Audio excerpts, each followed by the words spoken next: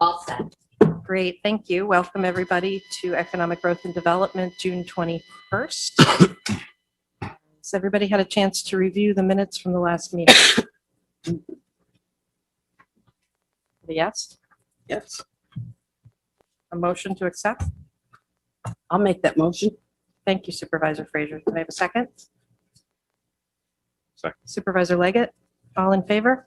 Aye. Opposed? Carried. Thank you. Awesome. We're going to start with employment and training. Good morning, Liza. Good morning, Chair. Thank you.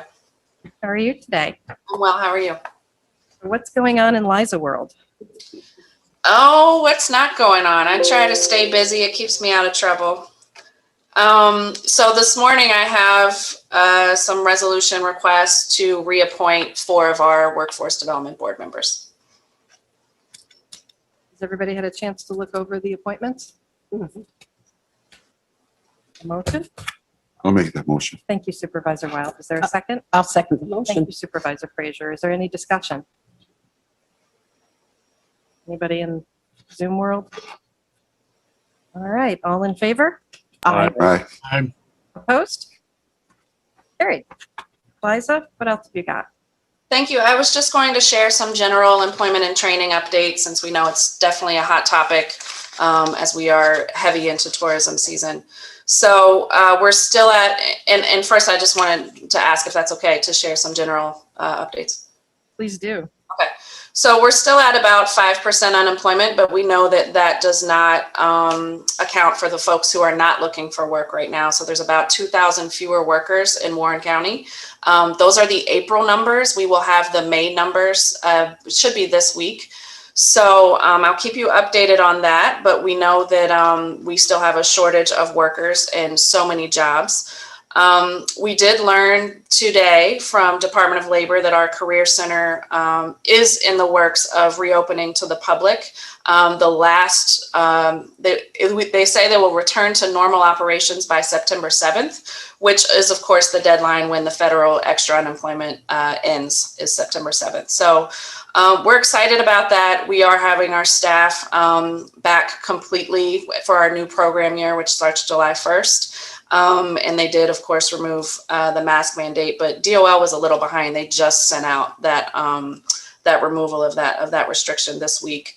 So we are very busy getting ready for summer youth employment program. We have about 35 youth and 25 work sites in Warren County. And again, that is free labor for businesses at a time when they really need it. We've used TANF dollars to pay for those workers. So they have orientation a week from today. And then they'll be starting their summer jobs in the next week or two, depending on their work site. We're having to be, of course, creative in recruiting people for the job. So we are recruiting the seniors back into the workforce for part-time positions. Regional workforce, we are trying to bring people up from the Albany area. There are still questions and gaps in trying to figure out how to pay for those transportation services. And a lot of the employers are having to figure that out themselves, like Six Flags is currently paying for that themselves. But we're hoping that long-term we can figure out a plan to support bringing workers to our area, particularly in the busy summer season.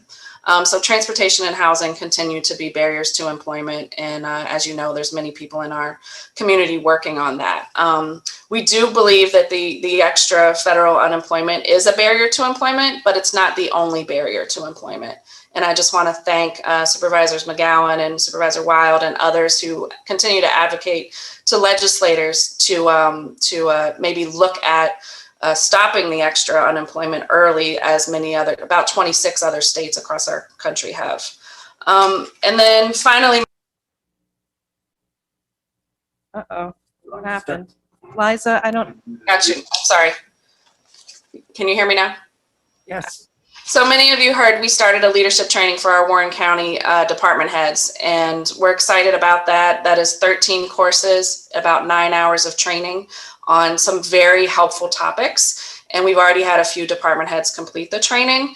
But it's also an opportunity for many Warren County employees to see the opportunities within the Metrics online learning platform, because we could create a badge for each department. For example, if a department head wanted all of their employees to take specific courses. So we're very excited about that. I know I've shared a lot of general updates, but I'm going to pause and see if there are any questions on anything I've shared so far.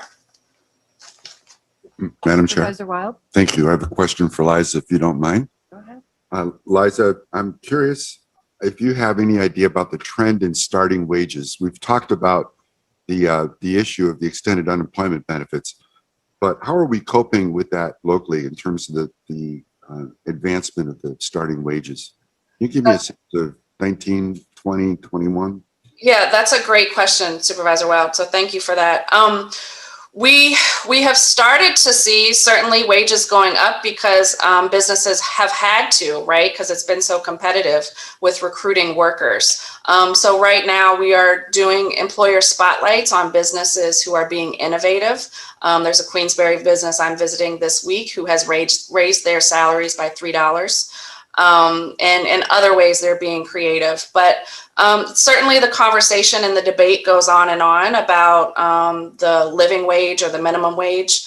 But we know that businesses who can afford it are raising their wages because they can't afford not to, because they need the workers. I don't know if that answered your question completely. Did you have It's any close follow-up? enough. Do you Yeah, have any follow-up?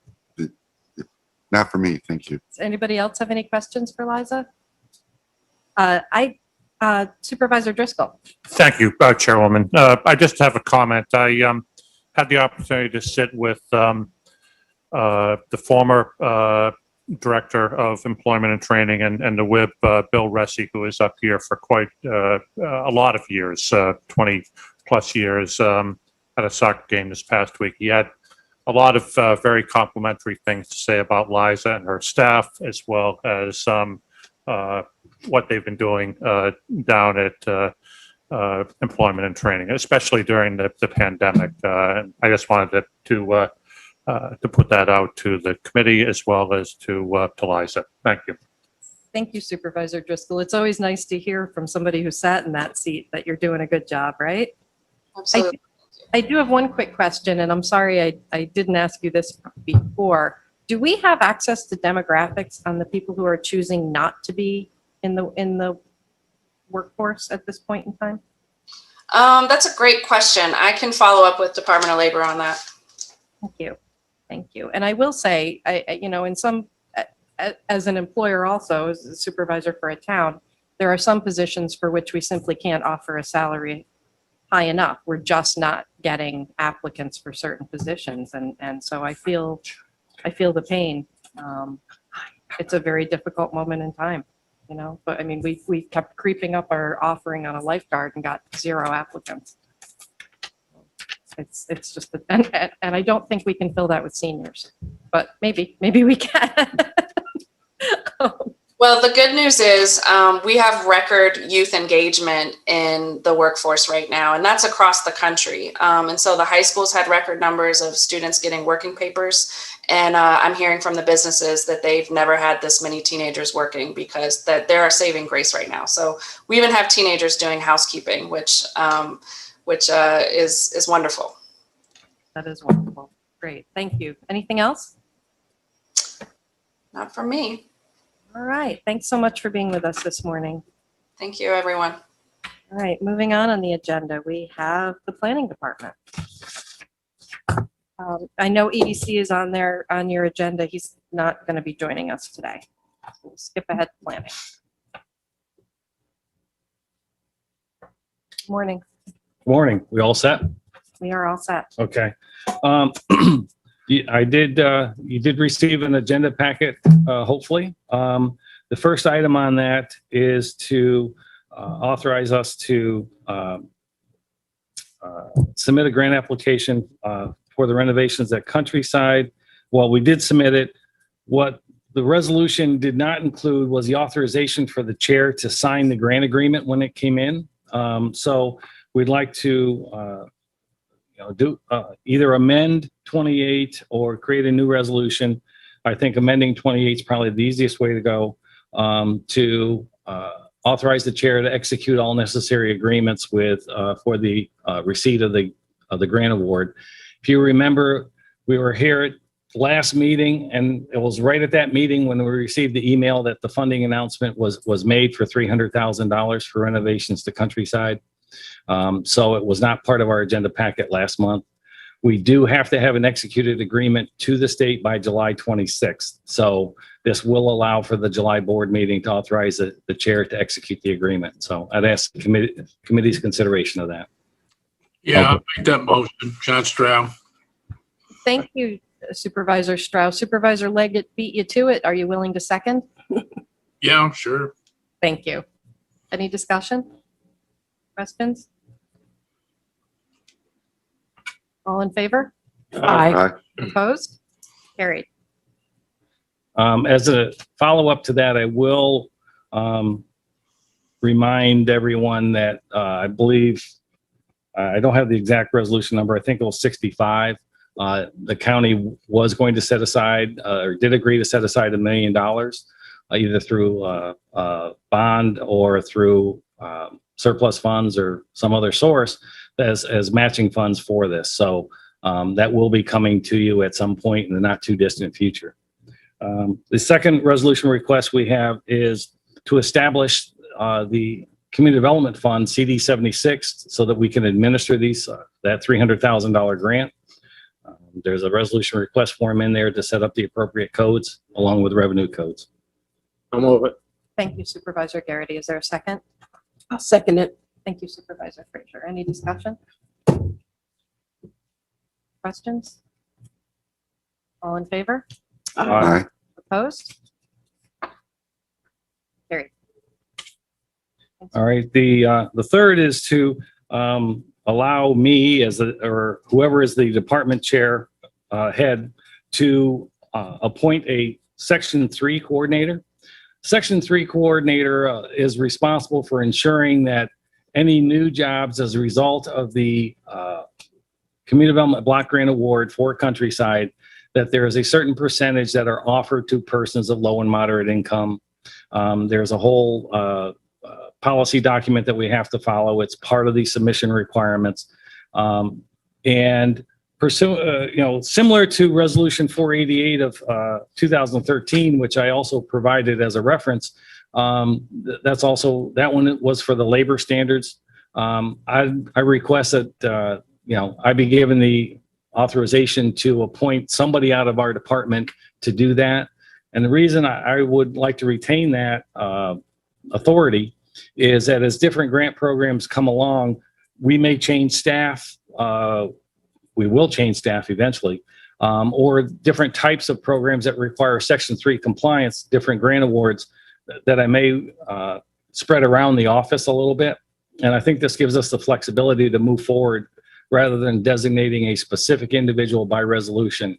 It has worked for Resolution 488 of 2013, and I think we can continue that going forward if the committee agrees. I'll move it. Thank you, Supervisor Garrity. Is there a second?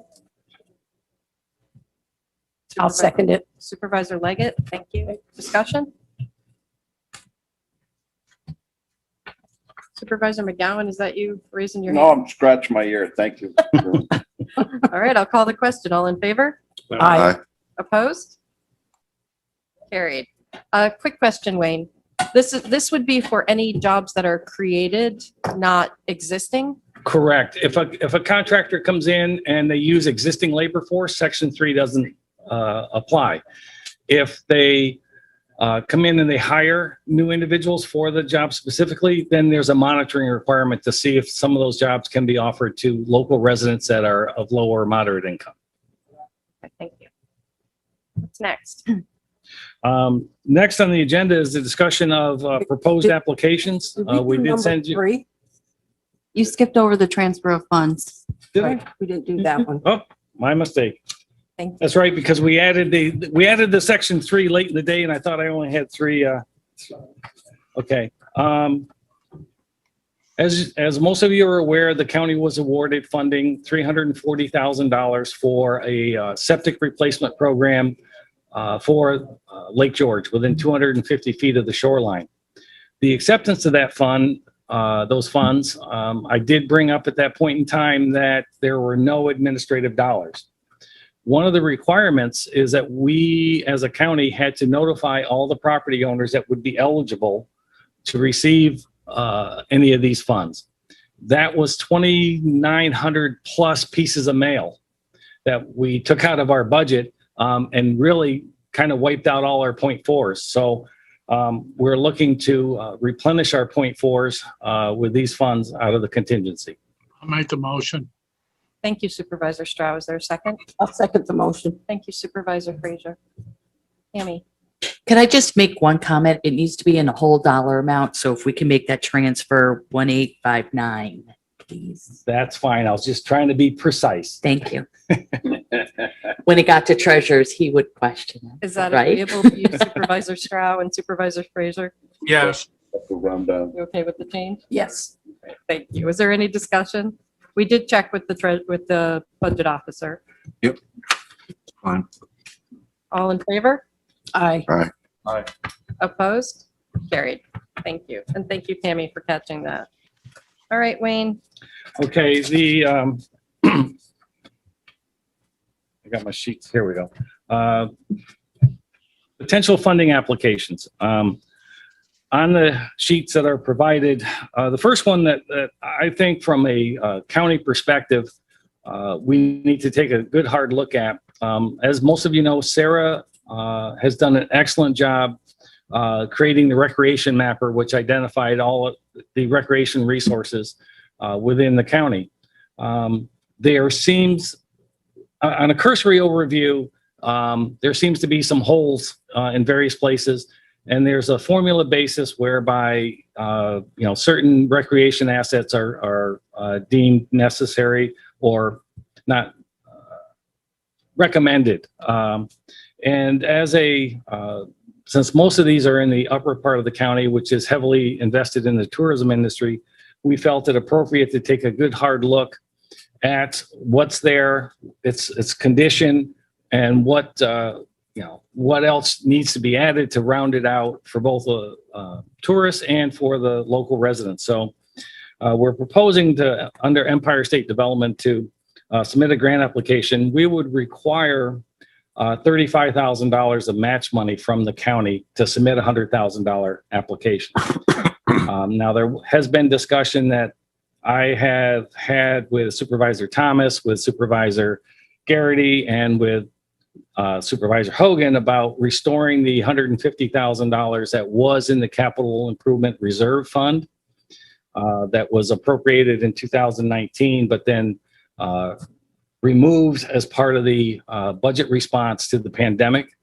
I would ask, as part of all this, that consideration be given to restoring that $150,000 to that reserve fund, which would then allow us to use those funds as a match for this, since more than likely there will be a number of projects that come out of this report that would be added to the capital improvement plan.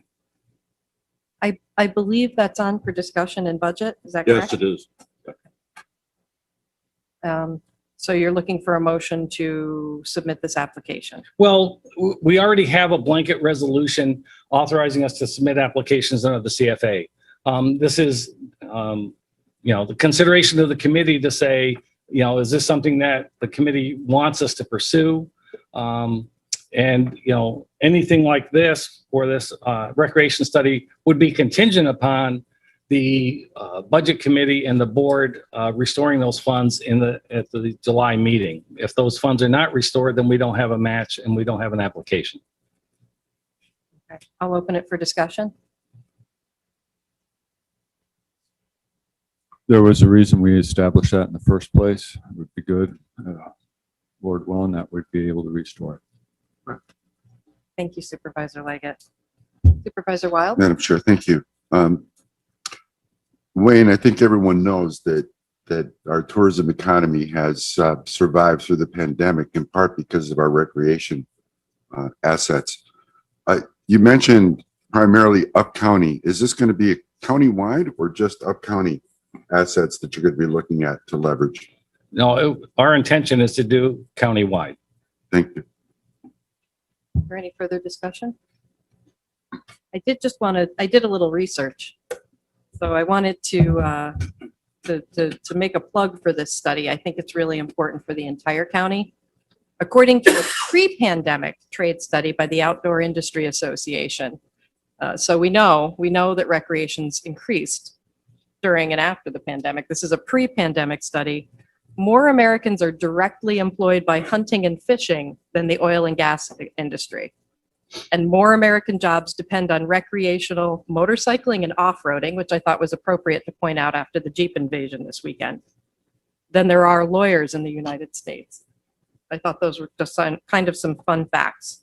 A growing body of research suggests that investments in outdoor recreation and outdoor recreation infrastructure reduce crime rates, improves educational outcomes, and lowers long-term individual and public health care costs by reducing stress and obesity rates. In light of the not too far in the past studies that we've had on Warren County's state of health, I think that's important to think about too. So what do you need from us, Wayne, for this? Just an acknowledgement that the committee would like us to pursue this. I think it just looks to the future of the county and where we need to go, and this will identify some policies and some recommended actions that we as a county should undertake or consider in the future. So is it safe to say we're passing this on to budget with our blessing? Is that a nod from everybody? Yes. All right. Are we talking on the whole slate of proposals or on the first one here? the first one is the only thing that we need county match dollars for. So that's, Yeah. But may I say, one thing that Warren County lacks, always has lacked, and impairs us on making good sound decisions for the future is a unified strategy. And if we can start with the recreational sector and the assets there, it is a very good start. Wayne, do you want to address that observation? I believe another CFA application. well, we had looked at the possibility, but we can't find a funding source for it on a county basis. I think a couple of years ago, it was brought up as at a inauguration speech as that there's a desire to pursue a county strategic plan. I agree with that. The last comprehensive plan done at the county level was 1977. And I think if nothing else, I think what we need to have going forward is a set of policy statements that really reflect where the board sees the county going and what its priorities are. That would then give us as a department, and I'm sure other departments, the guidance to say where we should be spending our time, where we should be researching grant opportunities or funding opportunities, infrastructure opportunities. A good start to that was the capital improvement plan. We have picked a couple projects off of that for this funding round. But I think it's time to update the 1977 plan. So are we going for a grant for that? Right now, there's no funding source that we can identify that really would handle that. We'll continue to look. And if we do, it would require a match. One of our mainstays is the Department of State Local Waterfront Program, but that we cannot make the entire county. The individual communities are eligible, but the county as a whole is not really an eligible entity. We have to apply on behalf of a community. So we can continue to look at that if that's the desire. I mean, we've got a pretty full slate of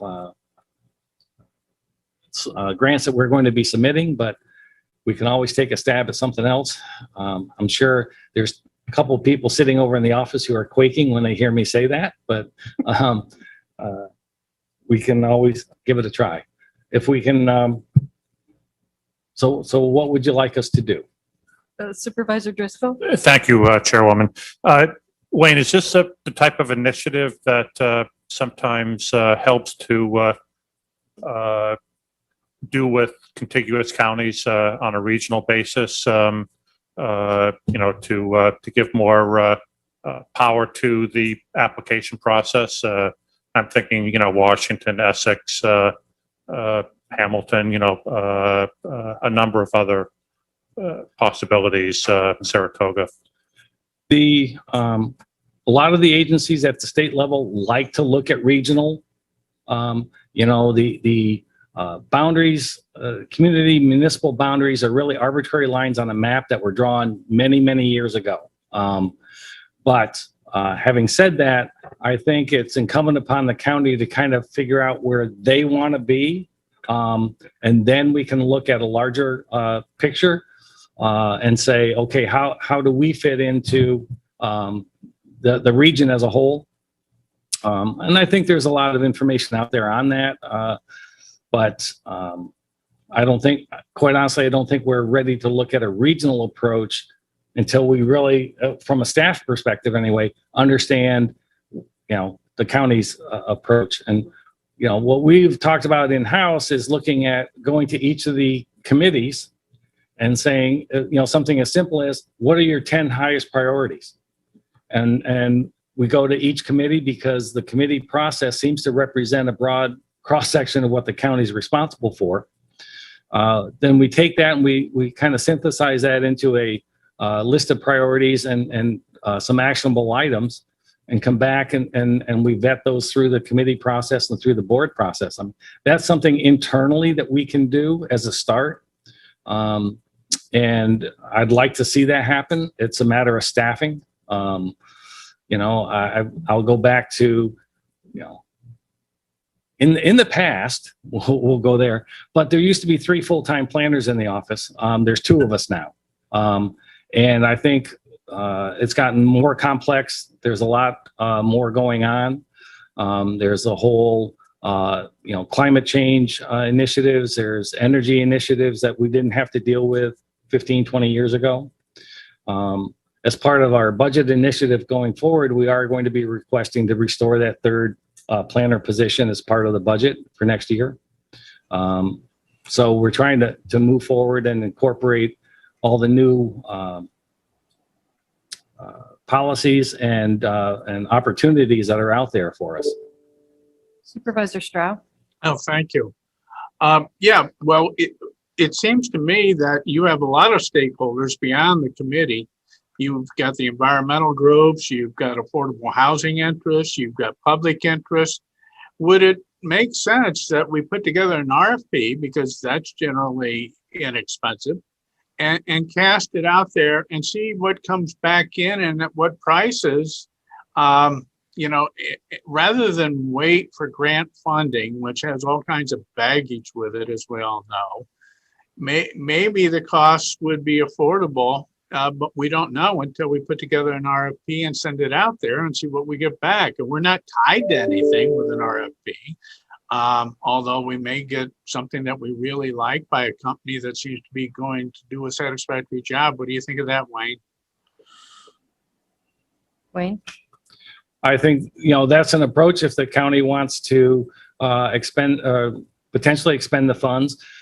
Initially, we did look at something that would take an in-house effort and then use that as a stepping stone to have a consultant come in and do the public outreach and synthesize that with a number of other entities. We're trying to look at it as what can we do internally that would reduce the long-term costs of the county through consultant services. Ideally, if you could do a one-stop shop with a consultant to come in, and we would certainly work with a consultant on that. And, you would get it done a lot quicker. Yeah. What's the pleasure of the committee? I'm in support of an RFP. I think it would be wise just to maybe even ask them for phase 1 out of a multi-phase plan to at least identify some of the key areas of priority, and not specific projects, but is it the environment? Is it maybe related to the recreation piece? What are our constituents thinking about in terms of the way that they want to see this county evolve. And I think that would be important first step, and then we can dive down below that. Any other comment? Madam Chairman. Supervisor Leggett? Thank you. Comprehensive plans are used to gauge all of our actions by. They set out the vision and the actions that are recommended. So this is something that would behoove the county to take on sooner than later. I'm surprised that we really haven't had one. We have heard many comments about the county, the board specifically, of not making sound decisions, and that is an opinion as much as anything. When you have something standard and it's set in front of us that we can all look at and gauge our actions and our decisions towards, it helps us, it focuses us. And I think that would be the best use of our county resources. Our serving our constituents would be best served by having such a comprehensive plan in front of us, and the sooner we get started, the better. Wayne, Sarah, Ethan, you game? We can certainly put an RFP out and see what we get back. And then as a board, you all can make a decision. Quite honestly, this is something that probably every 10 years we bring to the committee or to the board, and it just doesn't gain a lot of traction. I'm glad to see that there's interest in it now. I think with the recent events of the past couple of years, it really reinforces that we do need a long-term strategy for going forward of what are the policies, what are the priorities, where do we want to be in the next 10 years. So, Do you need a resolution from this committee to move forward with an RFP, or can we No. just? No. All right. Well done, folks. okay, then the next one, may I move on? Yes. Okay. The next one we're considering is we're working with current players in the invasives management strategy for both boat washing stations and removal of invasives. Ethan's working on that application and is moving forward. The local communities will be providing the match, so there's really no cost to the county directly on that, other than a little bit of our staff time. The organics management plan, I believe, went through DPW, and there's a resolution on authorizing submission of that. So again, that's one that Ethan is working on. One of the other things that I will bring up, I didn't mention before, is we're actually a little bit aggressive this year on the grant applications as far as the number, because really there's 2 years worth of funding in this funding round, because there wasn't a funding round last year. So like in the Department of State programs, there was, I believe, $17 million available in 2019. This year, there's $38 million. So most of the grant programs are almost double in their available funding. So they will hopefully dive deeper into the pool of applicants. But it's never enough money to fund them all. So, moving on, another one that we're working on with the town of Johnsburg is Riverfront Park improvements. Again, there's really no cost to the county on that. That's Recreation Park right next to the historic train station complex up there.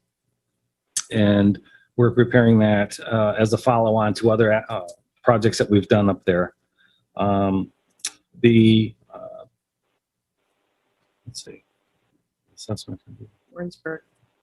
Yes, town of Warrensburg. We submitted an application last year, last funding round. Well, actually, it wasn't last year. It was in February. Yeah. And it was not funded. We had an interview with the state last week. There's a few minor corrections that we need to do to that, and we'll resubmit it. The town is providing $5,000 in match towards that. And so that's what we're working on at the moment. I'm still working on there's a follow-on application under the CARES Act that has been authorized by the board. That's for $622,000 for MERV 13 compliance at Countryside. That application is mostly complete. I'm waiting.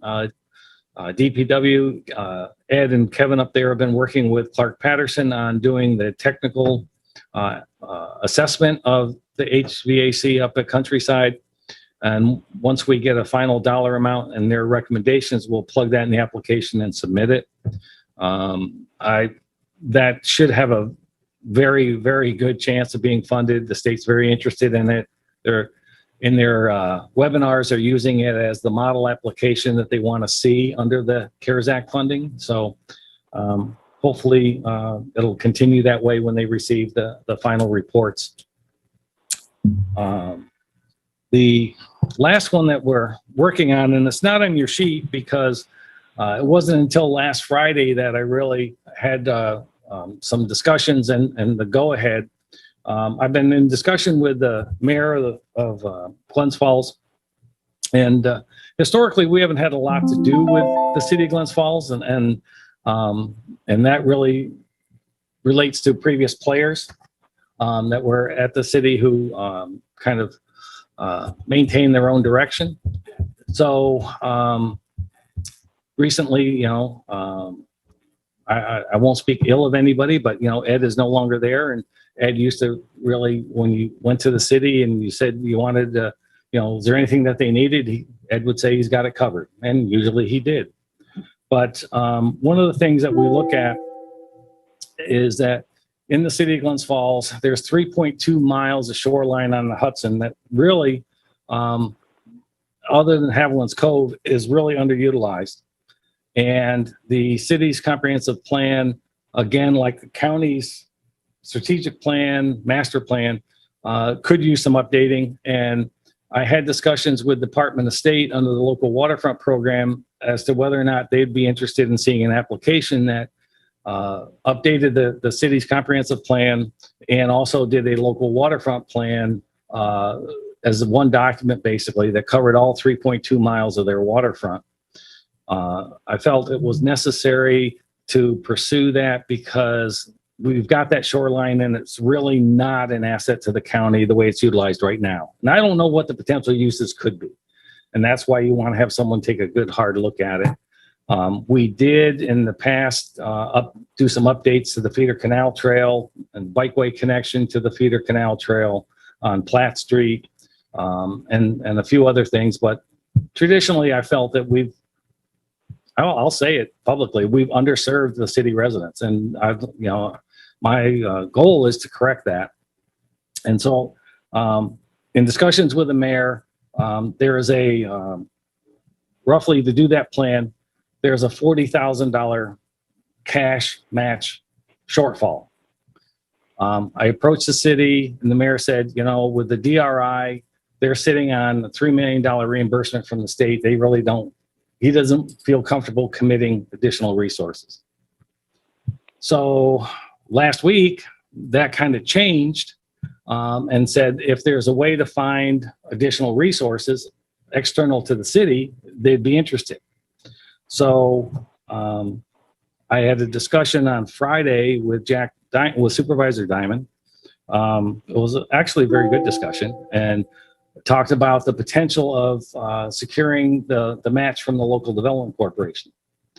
And the Local Development Corporation was formed by the county in the late 80s using funds that were repaid through business loans from grants awarded to the county. The LDC was established to provide an arm's length repayment method for the funds. If they came back directly to the county, that'd become what's called program income, and it'd have to be repaid to the federal government. The creation of the LDC and the repayments to the LDC made that, separated those funds from county funds. However, under the Community Development Block Grant Program, there are certain types of eligible activities, and it was always our intent when we created the LDC that the repaid funds would tend to follow the original scope of the funding awards. Under that is community planning is an eligible activity. And so with the LDC having I don't know their exact funding balance, but I know it's considerable. And since those funds were originally awarded to the county and then passed on to the LDC through the loan repayments, we're asking consideration that the LDC provide the match of $40,000 to a $200,000 application to Empire State Development Corporation or Department of State. In this case, actually, it would be Department of State for the Comprehensive Plan Local Waterfront Program. So that's not on your sheet. That's one that we kind of just got through the process on Friday of the city's interested. I think Supervisor Diamond was very interested after we had a discussion. So that's out there for discussion. How does this committee feel about forwarding this to LDC for their contemplation? Supervisor Leggett? Thank you. As an LDC member, I'd say put it forward to the LDC. Wayne, if you can explain the intent and their origin of the LDC to the LDC board at the time, that could help in the discussion at that point. Also, if I may, one question, $200,000 for, to me, that sounds like a lot of money for the plan. It does to me. And actually, Ethan and I had this discussion this morning. We're going to, that price, that value was set at basically, there was a proposal to the city for $186,000. And then we said 14,000 for admin, rounds it up to 200,000. Can it be done for less? Probably, but we haven't really pursued that other than that, you know, that one number that was thrown out there. We are going to look at, you know, other possibilities. But right now, that's the number that's out there. You know, depending on what actually comes back, you know, remains to be seen what that would be. And again, it's a level of detail. By adding the local waterfront into it, it does add a layer of complexity. I would hope that we could do something for considerably less, but I can't right now. The only number we've got is that 186 number. Any further discussion? Supervisor Wild? Madam Chair, thank you. As also a member of the LDC, I think it makes sense to forward it along. There are priorities that the LDC is working on in terms of economic recovery and helping some of our local businesses, but we'll just have to see what the distribution of funds are and where the fund balance is and see if we can make this work. Any further discussion? May I bring up one follow-up to that? Go ahead. The applications are due July 30th. If we're going to make this work, I need the LDC board to meet 11th or 12th of July to give us 2 weeks to put an application together if they go forward. That requires a special meeting. I did leave a phone message for Supervisor McDivitt on Friday.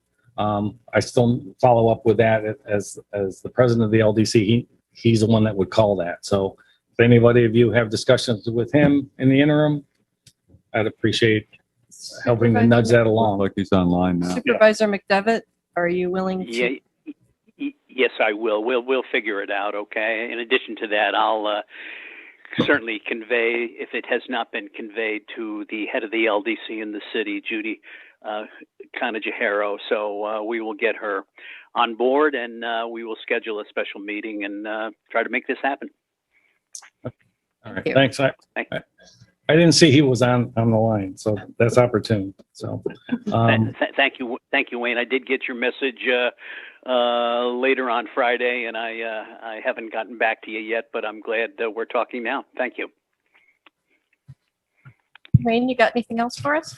The only other thing that is on the agenda is Sarah's been working on, Sarah and Amanda have been working on the historic lodging inventory, and I believe Sarah's on. She had a short demonstration. I see her name up there, but. Oops. So this is a project that Amanda has been working on for the last couple months with our county historian Stan and the local town historians to create an inventory of all lodging facilities back to the 1700s. So we had a little bit of money left over in one of our LWRP grants for the history mapper.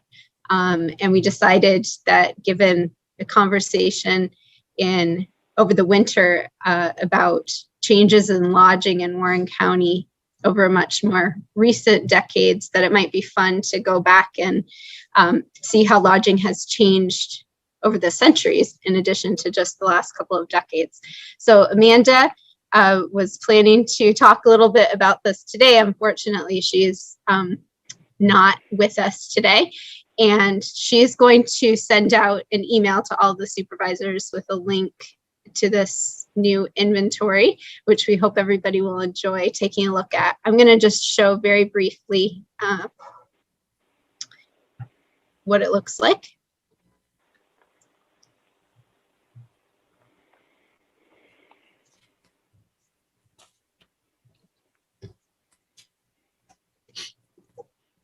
Can everybody see that okay?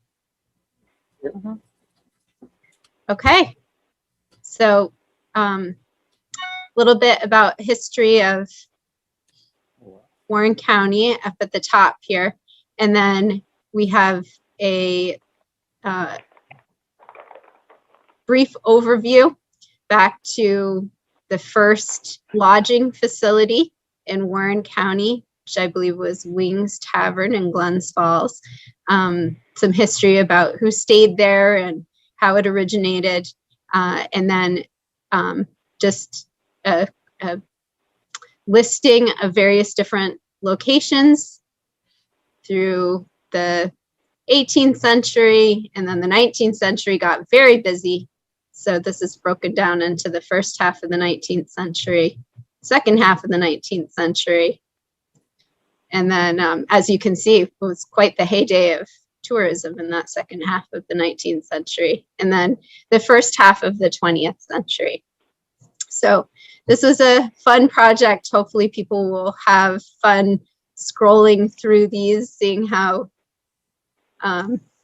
Warren County has supported tourism over the generations. And Amanda will be sending you an email with more details about this and a link to the website in this coming week. Does anybody have any questions? Sarah, that's awesome. Please tell Amanda thank you. It's really going to be fun to look through. I will. She did a great job, and it's definitely fun to look at. You guys have been so productive. Supervisor Frazier, did you have something? No, I just said they've certainly been busy with all of these projects they've got going. It's wonderful. I heard recently that our letterboxing trail got some nationwide attention. Congratulations on that. Yeah, I'd ask Sarah to talk a little bit about the letterboxing trail and the opening week of it, and the visit we had in the office by someone who completed it in one day. And so. Yeah, it's been super popular. We got 1,000 passports printed, and we're out of them in 2 weeks. So we've had to get a second printing. All of the feedback has been incredibly positive, and yeah, it's been great. So our first finishers were a letterboxing celebrity couple from Rhode Island. They have been to nearly every single letterbox in North America. I believe 74,000 letterboxes. So in addition to launching this locally with our couple of events at the Kinnear Museum and at Martin's Tree Farm, I also added the letterboxes into Atlas Quest, which is the main worldwide letterboxing community. So this couple from Rhode Island had seen them pop up the Sunday morning after our launch, and they made a trip up for the weekend, I believe spent the night, and completed all of the letter boxes in a couple of days, came in to visit us in the office. They're very complimentary and excited about it. I guess letterboxing has been kind of slow to take off in the Adirondacks, so they were really excited to have all of these new box locations and hopefully get build some enthusiasm for the hobby in our local area. I think one of the strong points and the accomplishment that what we're trying to do is these people had never been to the Adirondacks. And they said, this is an area that, the only reason they came was to do the letterboxing. So again, that's one of the things we were trying to do with this is to drive visitors to the hamlet areas and to the communities, which they, most people tend not to go to because it's not the lake destination per se. So, it's been surprising. I think we had our first online submission also, right, Sarah? Yeah, we had our first, so that people can turn in their passport and get a patch either by submitting online or coming to visit in the office. So we had our first finisher to submit online. It was a young family from Texas. They were very excited to have something fun and achievable to do with their young children. They said they've been visiting family in the area for many years, but had visited lots of new locations that they'd never been to before. So yeah, I think we're off to a good start. Well, congratulations on a tremendous success with that. Thank you. Great. You guys really, really have been cranking out some amazing stuff. So thank you.